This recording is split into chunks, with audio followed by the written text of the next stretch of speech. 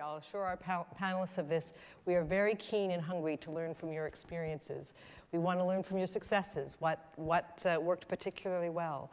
We want to learn of your patience. Sometimes it's a sense that we're a success in the making, and it's just that it doesn't always look like it, and in fact takes longer, so remind us and teach us of that.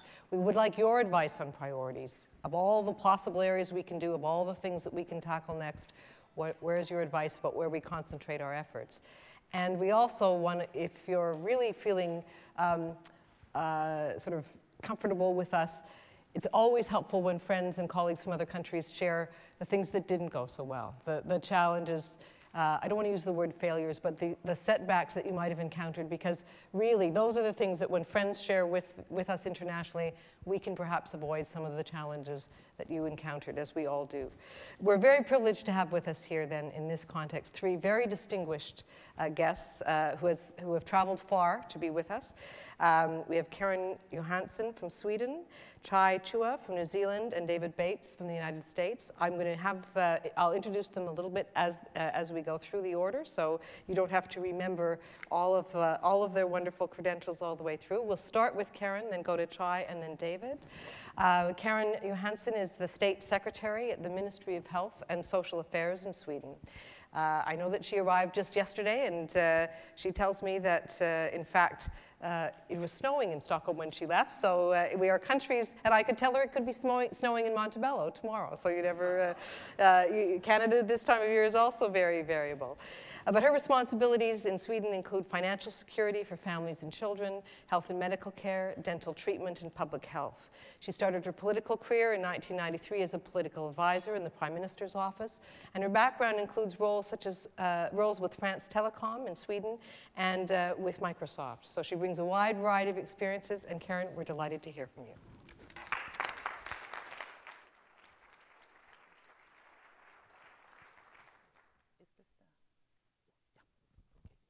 Thank you. It feels very familiar to come to Canada. Being a hockey freak, it was really, really great to hear the national anthem. It's not only the healthcare system you can be proud of. I hope you understand me. It's really exciting being here, to have a possibility to speak to such a distinguished audience. This is, of course, topics that are of high importance for a person like me, and I have a personal interest in them as well. I want to give you a short overview of the Swedish healthcare system so you can understand in what kind of context we work in. And then a little bit about the e-health services. In Europe, we call it e-health. It's more like digital health instead of health information technology. Because it's about healthcare delivery. And of course, both from a patient and citizen perspective, but also from a healthcare professional and a policymaker's perspective. So why don't we start with the healthcare services in Sweden then? We have three different democratic levels. We have the national level, we have our counties or the regional level, and we have our municipalities. They have their own right to tax people, and they cover their own services. So as you can see, on the national level, we are responsible for legislation, for supervisioning and inspection of the healthcare system, evaluation, follow-up, benchmarking, and we finance some part of the healthcare budget as well, approximately around 15% of the total healthcare expenditure. For example, we covered the drugs.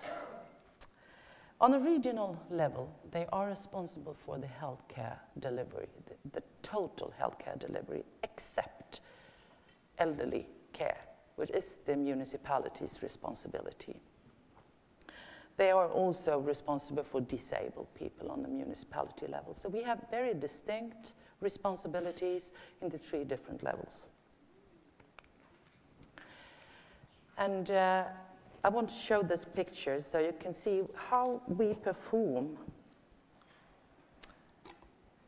versus Canada and some other countries. But I think this picture is, this slide is very interesting because it tried to combine, capture the relation between life expectancy and the total expenditure, healthcare expenditure. And I hope you can find Canada and Sweden. I've circled it. And this is the latest possible available OECD statistics we have. They are from 2008. And if you look at the total expenditure from Sweden's perspective, the total expenditure has increased with approximately $75 in total, from 2008, which is the latest numbers, to 2010. So it's more or less the same relationship. So one can say that we are fortunate in both Canada and Sweden when it comes to the healthcare system. We perform pretty well. But I think we have a lot of challenges in our healthcare systems as well, and you can see them. These are the ones that our National Board of Health and Welfare has provided and given us as advice for the following or the coming reform program. And we have launched a lot of reforms during the last years, such as implementing a waiting time guarantee, the free choice of caregiver, and we have seen that the accessibility has increased. We don't have that long waiting times any longer. We try to empower the patients in many ways, but as you can see from this slide, we share a lot of challenges with many of the other OECD countries. But at the same time, even though we have our challenges in the Swedish healthcare system, we perform pretty well when it comes to medical outcome. We might have some accessibility problems still, but we have pretty good medical outcomes. So that was the Swedish healthcare system. E-health for the patient and the citizens. So where are we in Sweden? Let me first start with saying that we have almost 100% coverage of electronic medical health records, both in the primary care sector and for the inpatient care. We have almost 100% coverage of electronically transferred prescriptions. So we have a good base to work from, but still we need to do more.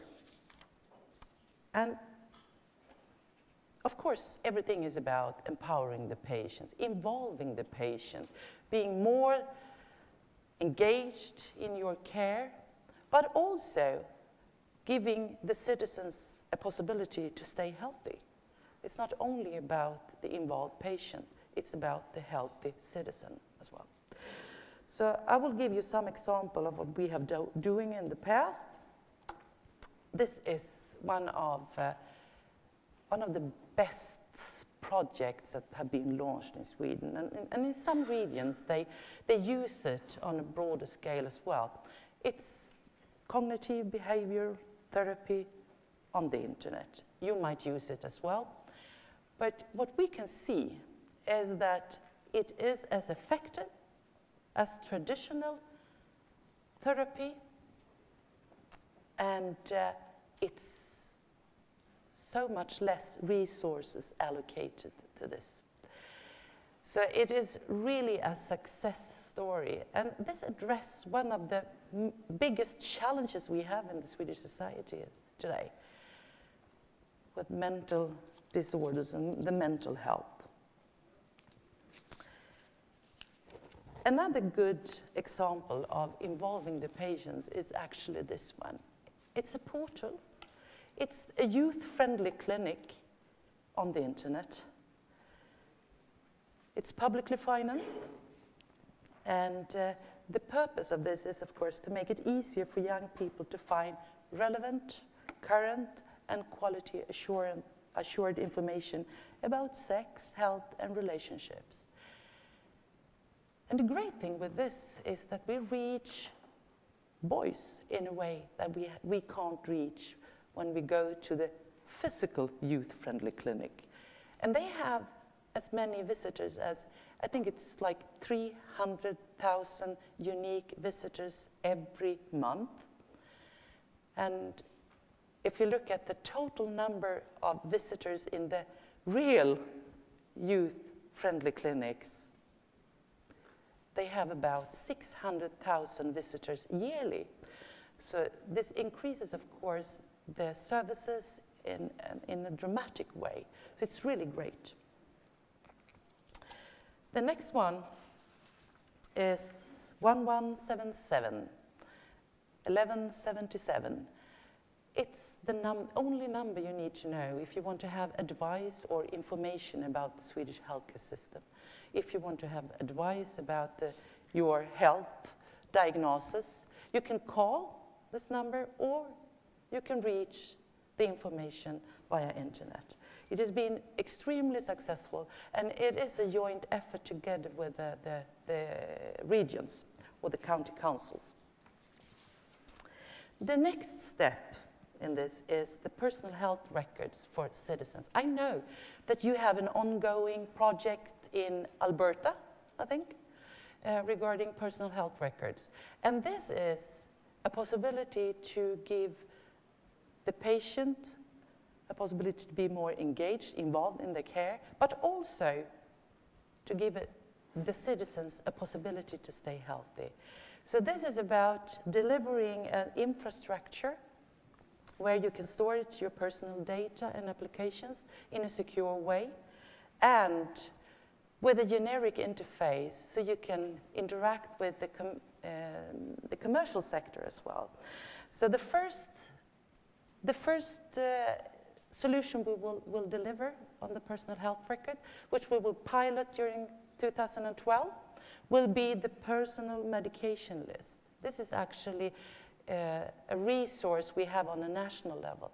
The next step will be the patient summary, and this will be in cooperation with our counties, the regions, and the travel vaccines or immunization cards together with the commercial sector. So it's really interesting and supports the overall reform agenda we have in Sweden for the healthcare sector. The next area is e-health for health professionals and decision makers. And we have a long tradition, at least in Sweden, of, we'll say that the whole health information technology era has been hijacked by technical people, technicians, or F&A people. It's a procurement process. It's not part of the overall healthcare development. So we need to make it relevant for policymakers, for healthcare decision makers on different levels. So that's why we asked Gartner to develop a study for us. And it was launched during the Swedish EU presidency in 2009. And because we need to show the return on investment for policymakers in investing in these things. So what they found was that it contributes significantly to some of the political goals we all have, like patient safety, and that's about having a possibility to deliver evidence-based healthcare, reduced risk of patient harm, quality of care, availability, better utilization of resources, of course, empowerment of the patient, continuity of care, things that are, at least in Sweden, top of the political agenda.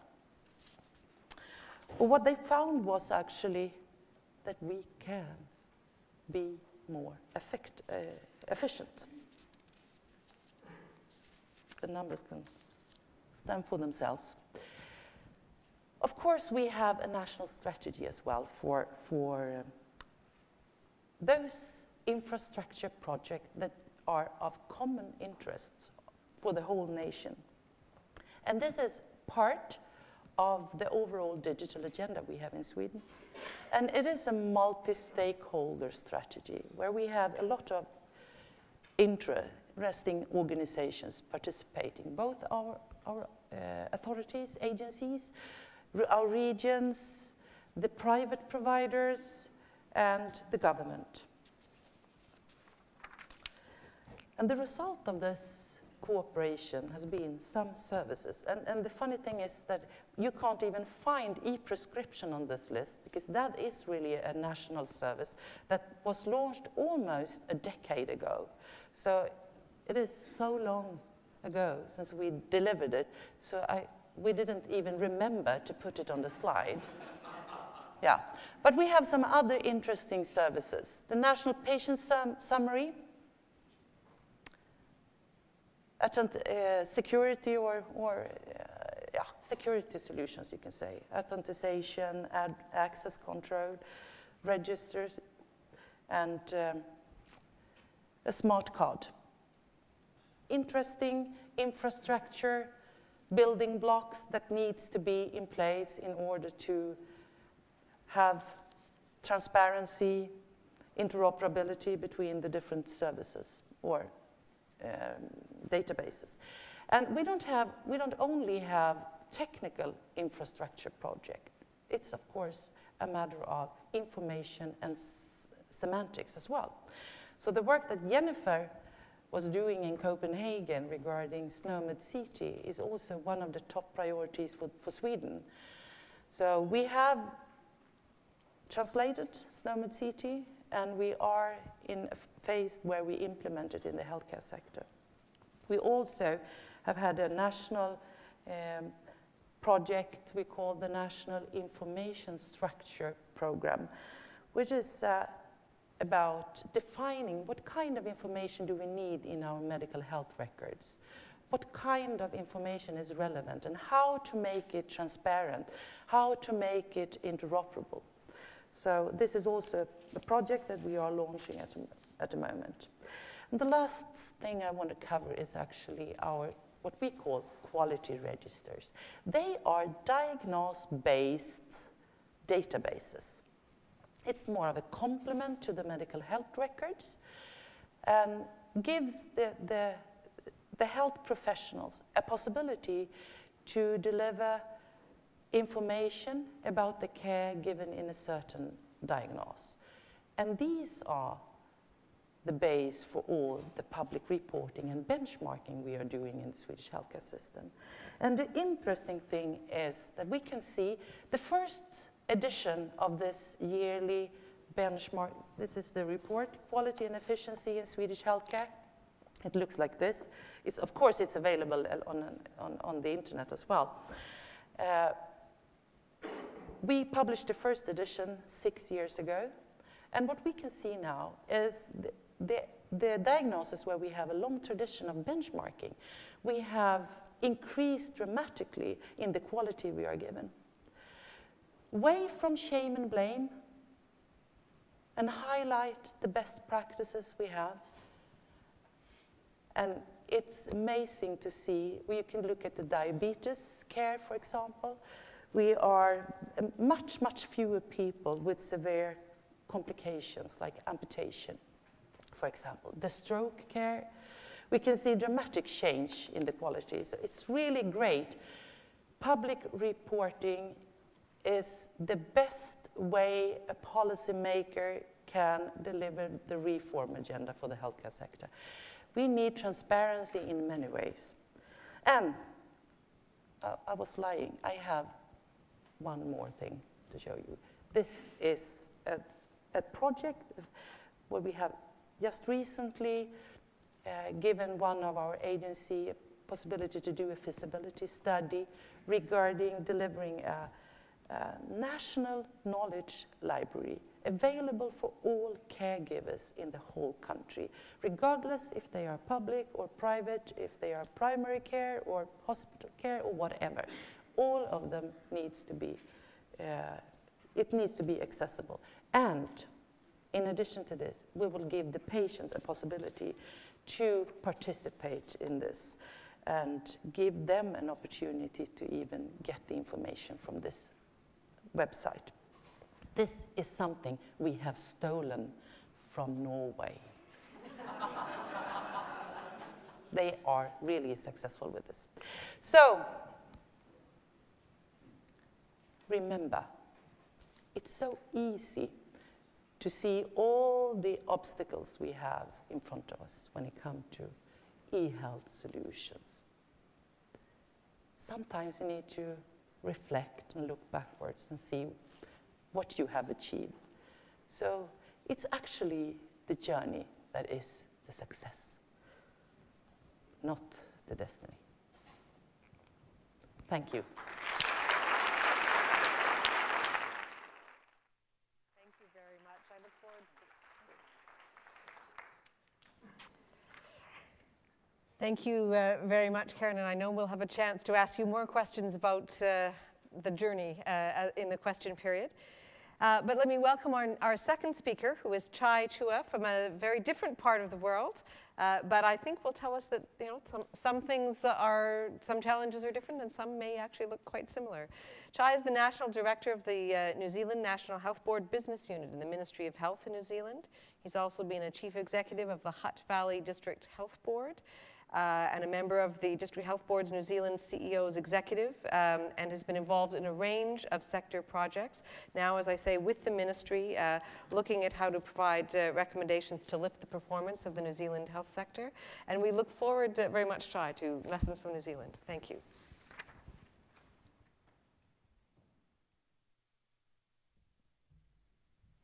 I was saying to some people last night, it took me 30 hours to get here.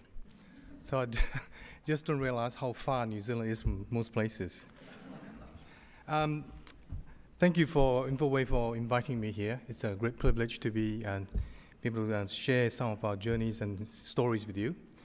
Our relationship with Infoway goes back to October 2006, when a few of us came through Toronto and met with Dick and Trevor. And Trevor gave away his Kiwi heritage by wearing his power cufflinks, which we noticed straight away. So I'm reasonably new as a bureaucrat. I spent most of my career in health, actually running health organizations. But please allow me as a bureaucrat to address you in the language of our indigenous people. Tēnā koutou katoa, tihe moriora, inga kamatua, inga kuia, tēnā koutou katoa, norera, inga mana, inga rio ero rangitirama, tēnā koutou katoa. This greeting was given to me by 5 elders when I first became a chief executive. And the reason for teaching me this was to make sure that I knew how to connect with the people in the community, largely in the first instance, indigenous people. I remember them with fond memories because they brought with them a lot of things that taught me how to be a good bureaucrat and how to be a good government officials. And they always reminded me that you always serve the people. So if you want to connect with the people, you have to learn the language of the people. I'm going to share with you the New Zealand health story around the roles and the potential for information systems of improving healthcare and the transformation of the health system. It's a bit of a mouthful, and I'm looking for the little devices. I've got a new pair of glasses, so I'm not quite sure whether it's the reading glasses or the driving glasses, so we'll see. Right, this is the right one. So I'm going to give you a little bit of a background of the New Zealand health system. So the New Zealand system is largely publicly funded. So 80% of the health expenditure is provided by the government. The public funding comes from taxation. We have a single-tier government, so it's really simple. And currently, we have an interesting diagram, which I didn't bring here. It's called the scissors of death, because it shows that the growth of public funding in health exceeds the GDP growth. And it's a very familiar graph, and everybody in New Zealand who works in health sort of looks at that graph, they memorize it by heart now. The provision of health, however, is a mix of both private and public. So the public sector only provides about 45% or thereabouts of health, and the rest is actually largely privately provided. So this includes our GPs, our aged care providers, the pharmacists, et cetera, et cetera. And ever since I've been involved in health, it seems like we have endless reforms programs dating right back to the 80s. And in the 80s, we moved away from a health system that was run by medical superintendents, the matron, and the administrator. And we brought in a corporate structure and general management. And that unleashed a whole series of reforms, and in today, it's still continuing. And the reason for the constant reforms is the sustainability challenge. And while we were reforming, but we were also throwing lots of money into our health, and therefore that died scissors of doom stuff, saying that despite our reforms, we're still having a health system that's outstripping our GDP growth.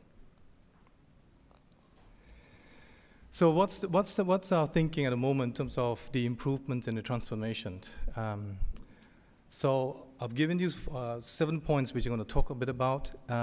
So the big emphasis for us is look at the models of care. And what we mean by that is looking at how we should provide our health services in terms of who should be doing it, where should it be done, how are we doing it, and when do we need to do that.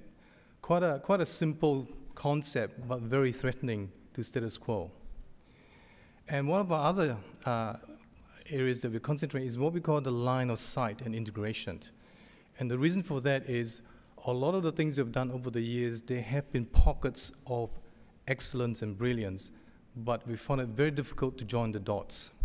It was very difficult to start from a policy direction through the development of a strategy, through the development of a program, through to implementation, and through to review. And that's just in IT. And then if you look at, we have initiative on workforce, capital programs, etc. So everything became quite confused. And back in July 2009, I was part of a ministerial review group to look at all these elements and to come up with a way of simplifying what is a very confused building blocks, or where do they really fit. And we came up with 170 recommendations. The third thing is on innovations. How do we turn innovations into business as usual? And this is one of our biggest challenges. I'll talk a little bit about that. Change management, and previous speakers have alluded to that, is a very significant issue for us. Every time we want to do one of these, the things that we struggle with the most is change management. So the concepts, the models, the strategy is perfect. When we try to implement them, we get into a lot of resistance. And incentives. This is often we go into reforms without thinking about incentives. And of course, we like to know what progress looks like and whether we're going forward, backwards, staying still. So measuring progress, reporting, and intervention is quite important if we're going to make progress. And we can have a fantastic business model, models of care, great policies, reforms our funding arrangements, but if our business and our investment models don't fit, we have a problem. And last but not least, and this is fairly recent, in fact, it's as recent as 6 months ago, when the chair of my board and the director general said to me, we have to work on capacity and capability because at the moment, our success and progress is very dependent on very few individuals.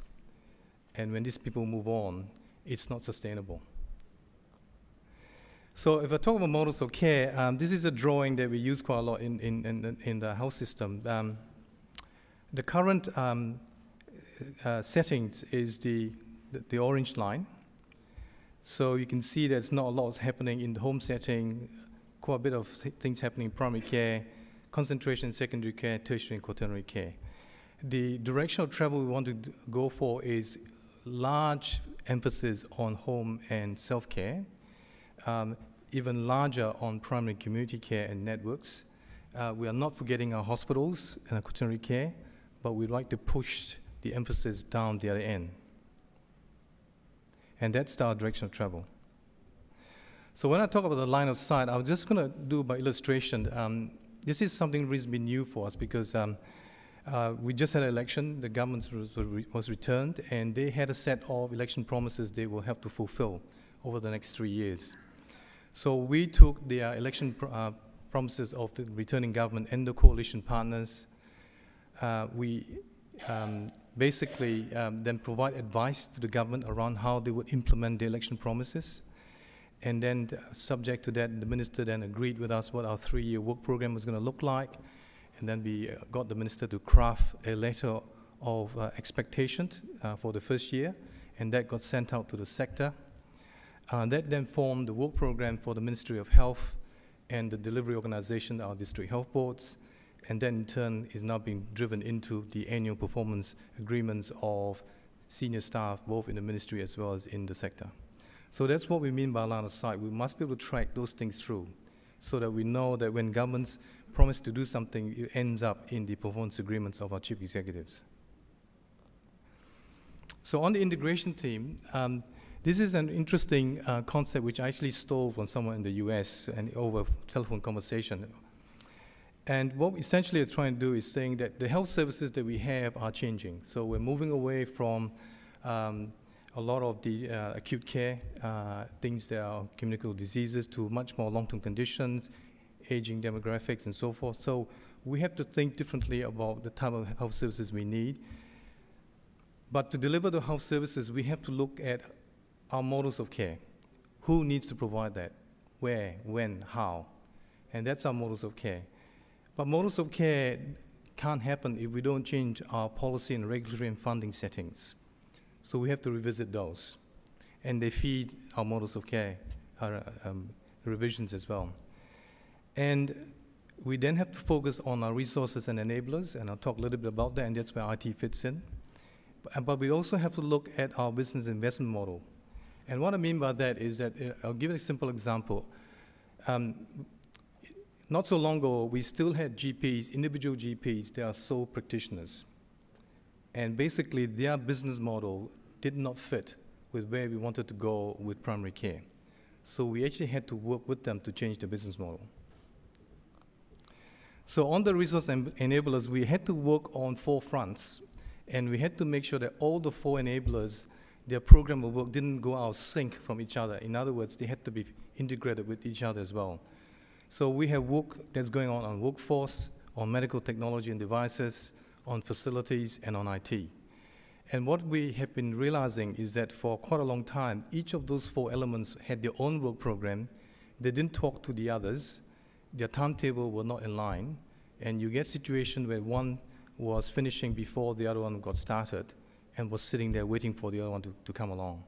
So integration and lining up was quite important for us. So just come back specifically on the IT front.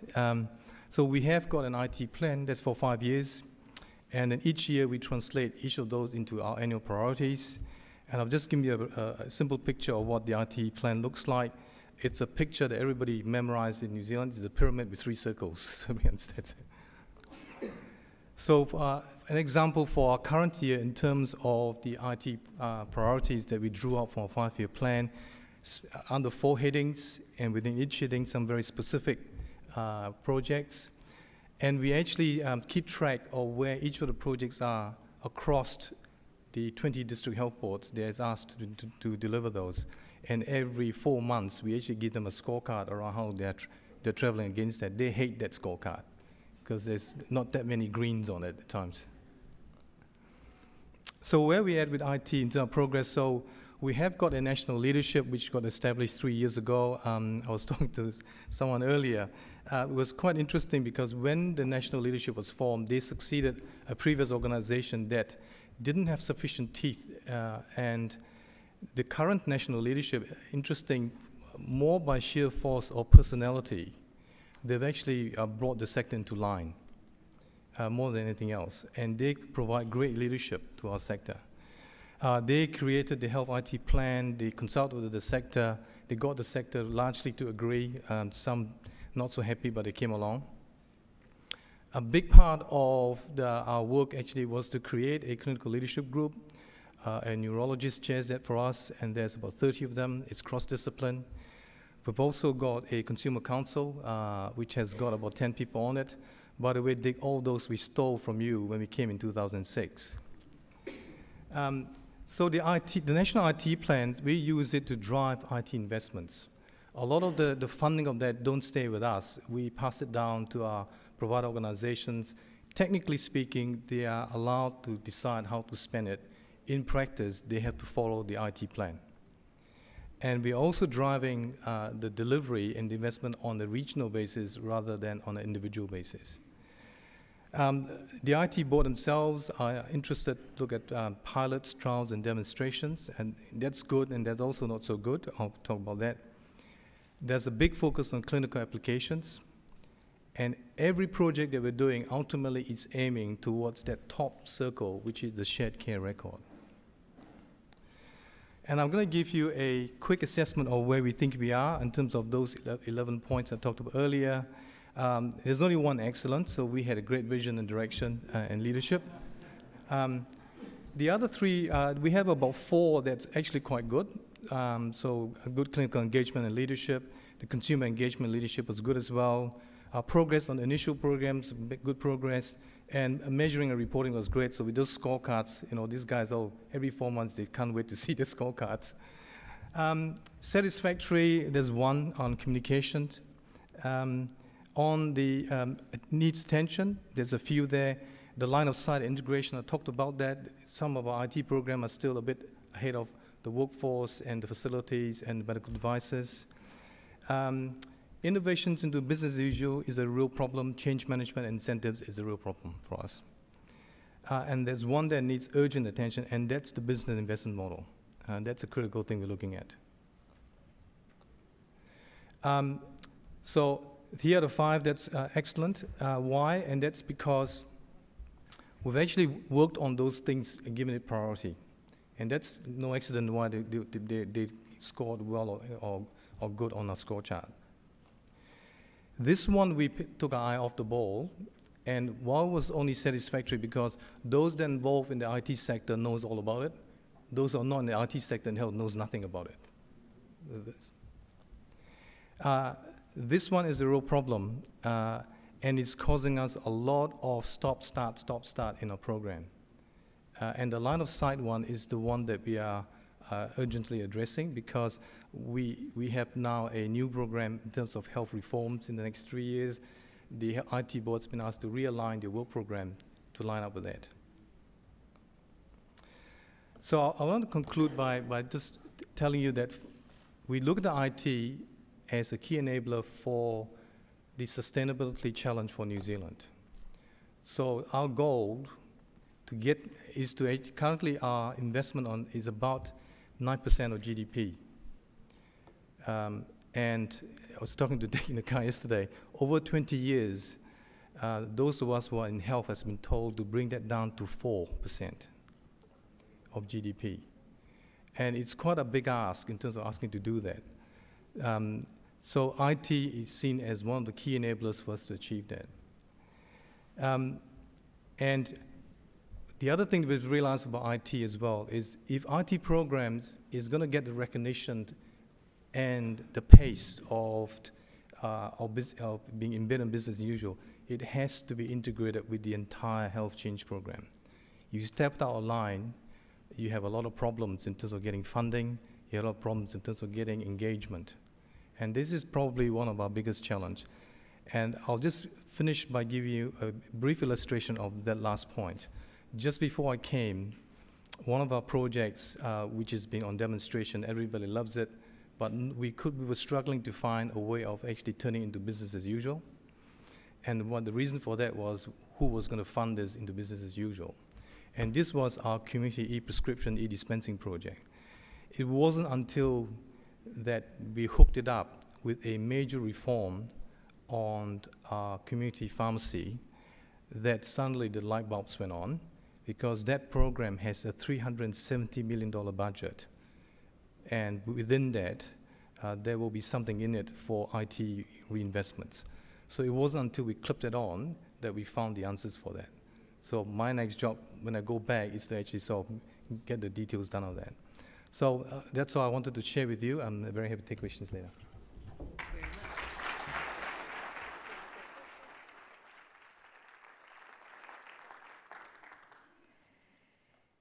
Thank you, Chai, and we will save those questions because I know there will be many to hear of your successes and the challenges you raised, and obviously another fascinating journey. Our last speaker on the panel is someone who is maybe familiar to some of us from past panels. Dr. David Bates is a practicing general internist, so one of those 35% of clinicians, I think, in Alan's earlier poll. A chief quality officer at Brigham and Women's Hospital in Boston, where he's also the chief of the Division of General Internal Medicine, also a professor of medicine at Harvard, and a professor of health policy and management at the Harvard School of Public Health. So David, welcome to our panel. Thank you very much.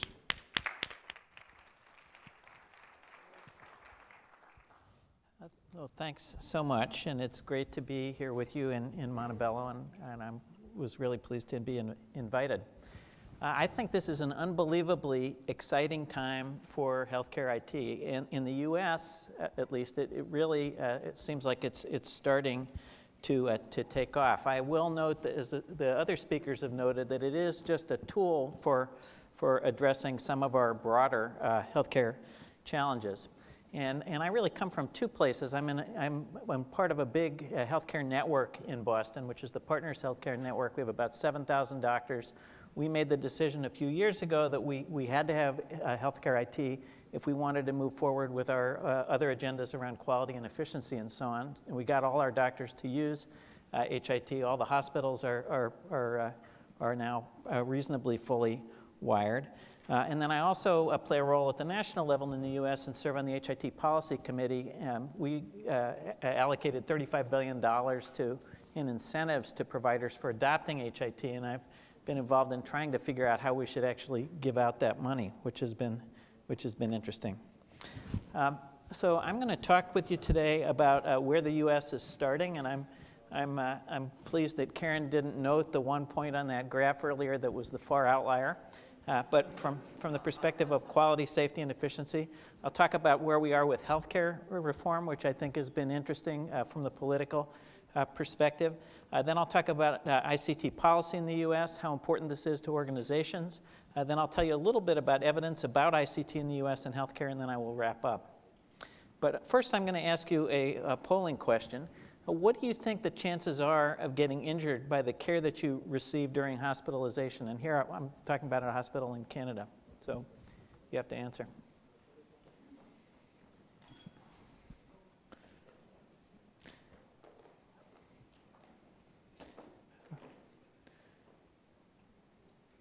All right, so let's go forward. And most people are saying 10 and 100, with a few people in the 25 and 100 and a few people in the 5 and 100 area. Next slide. So what do we know about this? Well, some of the initial studies were done in the U.S. One study was done in New York, in which it was identified that 3.7% of patients were harmed. People didn't believe that because it was New York State, so another study was done in Colorado and Utah, which are very different sorts of states, and the figure was roughly similar. Then the Australian Quality and Healthcare Study came out, and their estimate was 16.6% of patients being harmed. A big study here showed a rate of 10%. There have been studies in New Zealand and Denmark which identified rates of 10%. Broadly, I would say that the rate in most developed countries appears to be around 10%. We don't have very much data from developing or transitional countries, but I'll also note that we've gotten better at looking for these things, and a recent study by Klassen et al. Found adverse events in around a third of U.S. hospital admissions. And I think that the true figure is actually probably higher than 10% and closer to that 25 figure that I noted earlier. And I think all of us could agree, no matter what roles we have, that we would like to see that figure be lower. I think IT can make a difference in that, and I'll tell you some of the ways that I think it can do that. Furthermore, from the policy perspective, these things are very expensive. My group did an analysis in which we looked at the annual costs to the U.S. of the main types of harm. For preventable adverse drug events, the U.S. it's $3.8 billion a year. For hospital-acquired infections, $5.8, and the total was $16 billion per year. Furthermore, the quality of care in the States is not very good. The largest study of this was done by Beth McGlynn a few years ago, and the bottom line was that across a broad range of parameters, your chances of getting high-quality care was little better than a coin flip. Whether you looked at recommended care, preventive care, acute care, or care for chronic conditions. So big room for improvement. Here's some data from the Commonwealth Fund. One place where the U.S. really does stand out is in terms of spending money. So we spend far more money than anyone else, and yet if you look at how we do on the quality parameters, we don't do so well. And this slide just illustrates that. And this has gotten to be a very big issue in the States. It's a political issue as well as an issue for our system. So we recognize that we just have to rein in costs. Enter healthcare reform, and recently the Affordable Care Act was passed. That does some good things. We are the only major industrialized country that did not offer access to care to all patients, and this act does that. In addition, there are some incentives to improve costs and quality and efficiency. The act sets up something called accountable care organizations, which are financially responsible for the care that they deliver, and it also authorizes bundling, which means for a condition like a group of patients for congestive heart failure, you'd get paid a set amount of money, and then you'd have to try and figure out how to allocate resources. But many have questioned whether or not the pressure on costs will be sufficient with these incentives. I would agree with that assessment. This is still, of course, very politically contentious, as anyone who's followed the election would recognize. Even though Romney developed the plan which we have in Massachusetts, he's now opposed to it, and we don't have any strong movement to single payer, which again all other major industrialized countries have adopted. All that being said, the administration has placed a lot of emphasis on HIT, and in President Obama's first weekly radio address, he said to lower healthcare costs, cut medical errors, and improve care, we'll computerize the nation's healthcare records in 5 years and save billions of dollars in countless lives. So this has been a high priority item for the states. Now, we did 4 things to try and advance the ball here, and the notion is that bringing together national coordination, some grant programs, more trust on the part of providers and payers, and payment incentives for adopting some of this technology. The notion was all of that would move us past a tipping point and get us towards technology adoption. To do that, a concept called meaningful use was coined, and this was a new terminology. It didn't really previously exist. So we allocated this $35 billion, and then that's been set up so that both providers and then hospitals have financial incentives for using HIT. And these kind of accelerate over time. In 2011, providers have been expected to just capture and share data. By 2013, you have to do a little more. You have to start to put in place some advanced care processes. And the notion is that by 2015, we'll get all the way to improved outcomes. Of course, that's an ambitious timeline, but in Washington, nothing can take longer than 4 years. So that's part of the rationale for doing it in 4 years. And the 2013 criteria have just been released. The 2015 criteria we're actually working on right now. David Blumenthal, who was the first national coordinator under President Obama, argued that we need 3 things to get to a higher performing healthcare system, and I think these resonate for me. First is better information on what works and what doesn't. And if we have more things computerized, it'll be much easier to get that information. A second is the ability to rapidly apply knowledge to practice. There's a lot of evidence that there are huge delays in the time from when we know what works clinically to when we actually start using it. And then the third is changes in the financing and organization of care to reward physicians for considering cost and quality in decision making, and we start to get that with the new healthcare reform. Now, I want to point out that this has really captured the nation's the attention of healthcare organizations around the country. In the 2011 HIMSS leadership survey, HIMSS is the large organization of HIT vendors, organizations were asked, what's on your priority list with respect to HIT, and nearly 50% said meaningful use. So there are very large amounts of money on the table. People are focused on this. The way the criteria are set up are far from perfect, and maybe we'll talk about that some more later. But we do believe that they're moving people in the right general direction. Now, there are a number of specific IT applications which can improve safety, and I'm going to talk about these very briefly in sort of rapid succession here. One is computerized physician order entry, in other words, getting doctors to write orders, mostly for medications, electronically. A second is barcoding. A third is smart pumps. Fourth is computerized notification about critical test results. Another is tracking of abnormal test results, and the last one is patient monitoring. There's now very strong evidence that if people write prescriptions electronically, that they're safer. So hopefully we'll see that 57% number start to decline.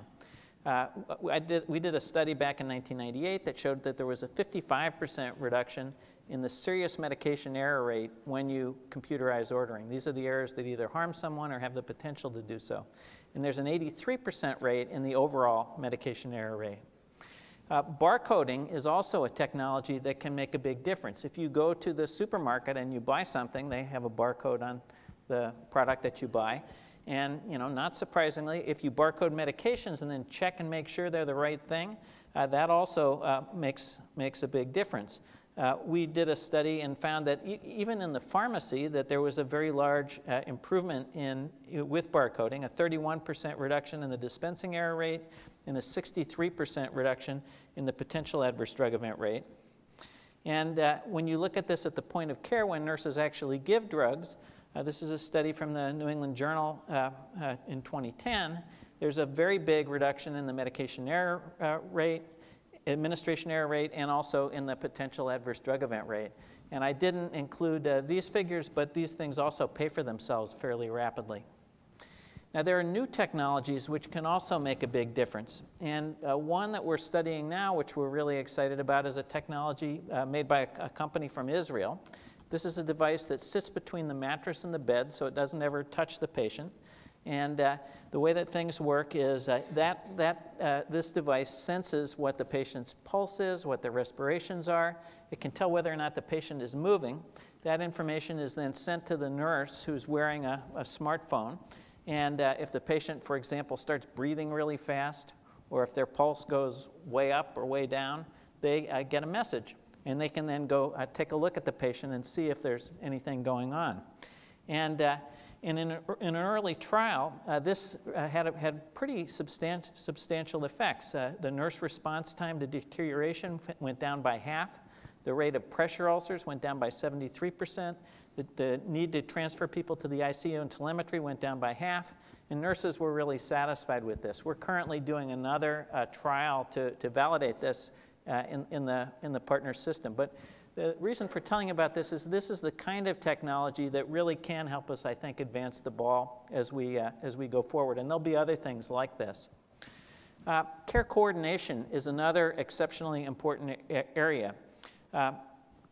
If you want to deliver coordinated care, you have to have continuity within a team. There are issues around documentation of information. There are issues on referrals, who you sent someone to, whether or not they actually showed up when you sent them to the provider that you sent them to. Ideally, we should have care plans around providers. And then transitions are a very dangerous time. So when someone goes home from the hospital or goes to a long-term care facility, that's tricky. And today's records don't do so well with this. Some of them do better with it than others. Registries are another tool that we need very badly. And these are tools that basically let you get a list of your patients with a condition like diabetes or heart failure. They should include a number of functions. They should include some front-end views. You should be able to generate lists of patients. They should be usable by multiple providers within the team. Several of our speakers have alluded to having the different members of the team help with the care delivery. And most of today's records don't include that. So this is really a frontier. But here's an example of the kind of thing a good tool can do. This is a tool that was built by a provider over at Mass General. And when nurses were doing several things with patients with heart failure, basically identifying the patients, connecting them to post-discharge services, and then creating reports, the number of patients that they could handle went up dramatically. The number that got connected to post-discharge services skyrocketed, and the wait time went way down. So these tools will help us become more efficient. Interoperability is another big challenge. This is moving clinical data around. This only works really in a few sites in the United States, like Indianapolis, Cincinnati, and the VA. And our approach has been to do something, to promote something called regional health information organizations, which are entities set up to exchange data. But that concept hasn't worked so well. We surveyed the 179 RIOs in 2009. Only 75 of them were actually operational. They covered a very small proportion of the whole US. None of them met the definition of a comprehensive RIO. 50 out of 75 didn't meet the criteria for financial viability. Almost all the successes related to lab results, which are the easiest things to move around. And at the end of the day, I think this raises some questions about the current business models. We need better business models around data exchange. I think moving data around is a common good. Here's a quick illustration of this. We developed this taxonomy around health information exchange, and there are 4 levels. One is non-electronic, a second is machine transportable, a third is machine organizable. So for non-electronic, there's no PC or information technology. Machine transportable means fax or email. Machine organizable are structured messages or non-standard content. And machine interpretable are standard messages and standardized content. And when you do a cost-effectiveness analysis with this, it becomes clear that it's really important to get to level 4. In other words, the coded data and moving that data around. And that's the sort of thing that Infoway has been so much focused on. There's actually a negative return on investment for getting stuck at level 3, which again, many policymakers had not appreciated.